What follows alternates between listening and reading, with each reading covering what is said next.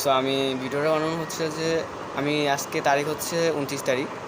So আমার plan হচ্ছে যে আমি 29 তারিখ হতে একদম আগস্ট, ফুল আগস্ট মাস হচ্ছে যে আমি একটা প্ল্যান তৈরি করছি। এই প্ল্যান অনুযায়ী কাজ করবো, মানে হচ্ছে কী কী শিখবো এক মাসের মধ্যে, এটা আর কি প্ল্যান করবো। দেখি আমি সাকসেসফুল হতে পারি নাকি। ফার্স্ট অফ অল আমি শিখবো হচ্ছে যে জাপানিজ ভাষাতে হালকা পাতলা একটু বেসিকও কম পারি, বেস স্টার্ট করছি, এটা এখনও একটু ভালো পাইনি, মানে তো স্টার্ট করছি। তো জাপানি ভাষা, তারপর কোরিয়ান ভাষা ধরেই তো নেই, মানে স্টার্ট করবো আর কি, দেখি কতটুকু আগাইতে পারি এক মাসের মধ্যে। সো জাপানিজ, কোরিয়ান আর হচ্ছে ইংলিশ, আইএলটিএস করার জন্য ইংলিশও ট্রাই করবো, সেই তিনটা।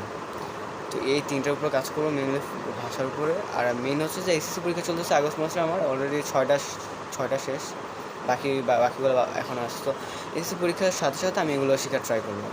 সেখানে আমি একটা কোডিং শেখার ট্রাইটা করতে পারি, বাট কোডিংটা এখন মেন ফোকাস নেই মাসে মেনলি তিনটা ভাষার উপর ফোকাস করবো আর কি।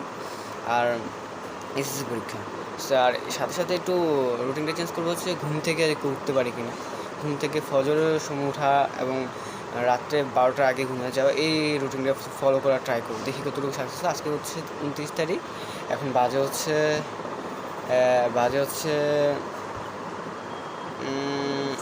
3টা বাজে, দুপুর 3টা।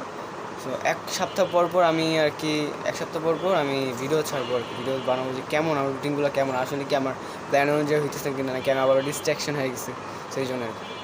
ওকে।